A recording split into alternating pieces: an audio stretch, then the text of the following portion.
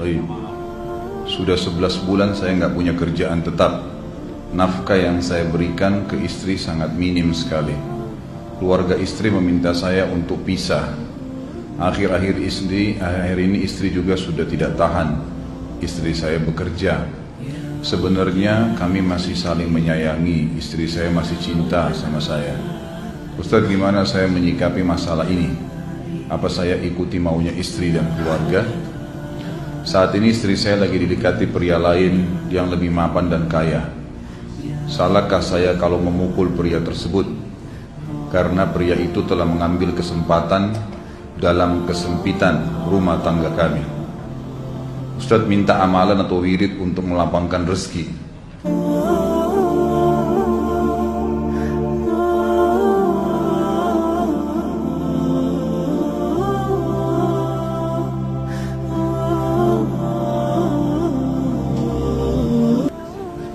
Ini ada hubungannya sama tema nggak ini? Hah? Jawab atau enggak? Kasihan. Ya udahlah, kena malam terakhir ya.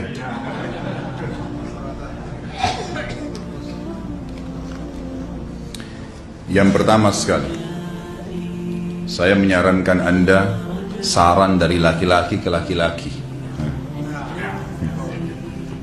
Prinsiplah dan jangan merendahkan diri di hadapan wanita. Maksudnya begini, pada saat seorang wanita yang menjadi istri Anda membutuhkan Anda, tunjukkan kebutuhan kita 1000 kali daripada dia. Dia sayang, dia perhatikan, dia siap berkorban. Kita harus 1000 kali lebih hebat daripada itu. Laki-laki memang penaung. Tapi kapan dibalik? Kalau saya pribadi, kapan dia tidak butuhkan, menunjukkan kebutuhan, saya 1000 kali tidak butuh sama dia. Untuk apa Anda merendahkan diri di depan seorang wanita yang kalau memang dia tidak bisa menjadi seorang istri? Karena kapan wanita sudah menyombongkan diri di hadapan laki-laki, tidak akan ada wibawa sama sekali. Ini poin dulu dalam pembukaan.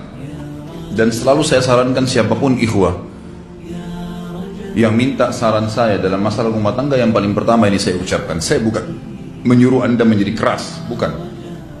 Tapi saya mengajak Anda untuk punya prinsip dalam hidup. Wibawa, pemimpin rumah tangga. Dibutuhkan, kita butuh. Tidak dibutuhkan, ya sudah. Masih banyak gantinya. Dia mau ganti laki-laki lain, silahkan. Ahlan wa sahlan, silahkan. Allah akan gantikan penggantinya yang lebih baik. Dan itu harus bisa kita punya prinsip. Memang begitu. Kalau ini kita terapkan dalam kehidupan kita, kita akan sangat mudah hidup. Terkadang subhanallah ada pengorbanan berat. Berpisah dengan meninggal, berpisah karena masalah dosa yang dilakukan oleh pasangan kita, jelas haram. Kalau ada seorang istri hanya karena masalah suaminya kekurangan ekonomi mau berhubungan sama laki-laki lain, wanita apa ini?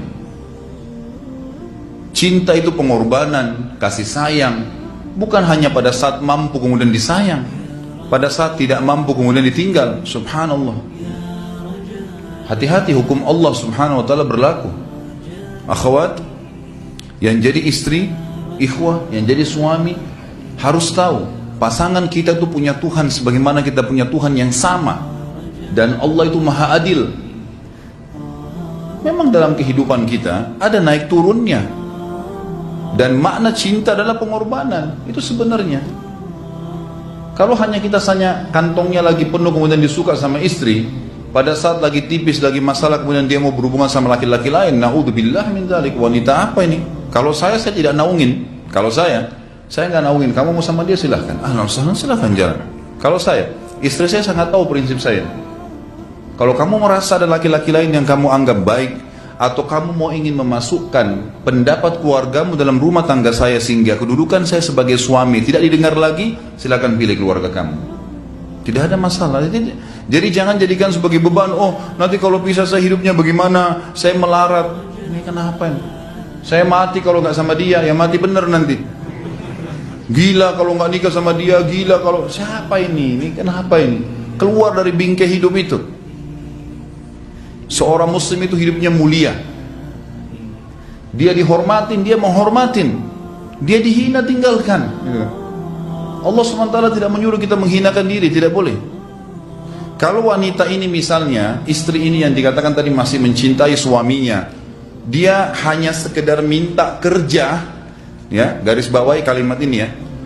Dia hanya sekedar minta kerja untuk membantu nafkah rumah tangga, ahlan wa sahlan, jempol. Nggak masalah. Bagus itu.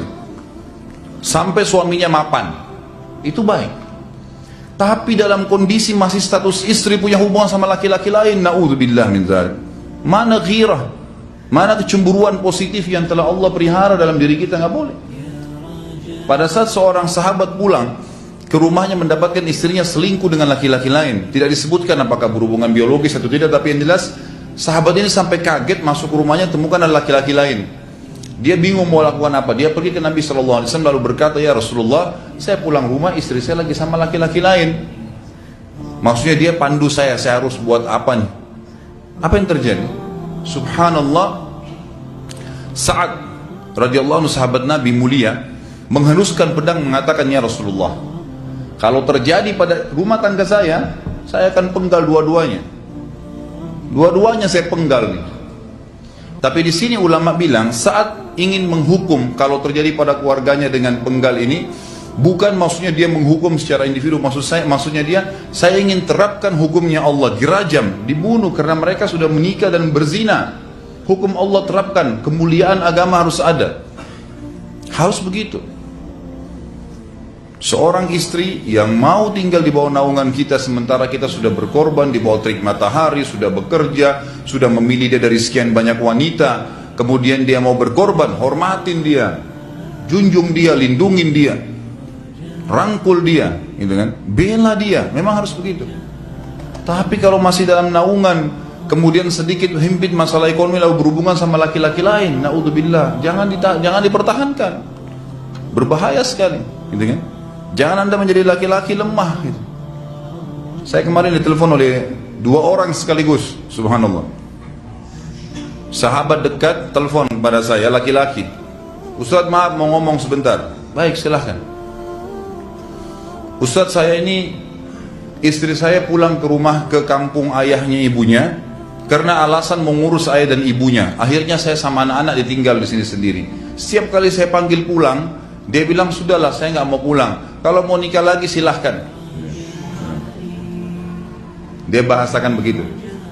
Bagaimana sarannya Ustaz? Saya bilang nikah lagi. Dengan tegas saya bilang nikah lagi. Kalau tidak terbuka pintu fitnah.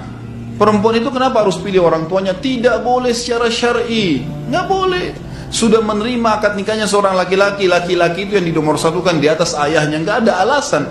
Kalau suami izinkan boleh urus orang tua, kalau nggak diizinkan tidak boleh, nggak boleh. Bagaimana dia tinggalkan suaminya sama anaknya? Kaget itu saya katakan begitu.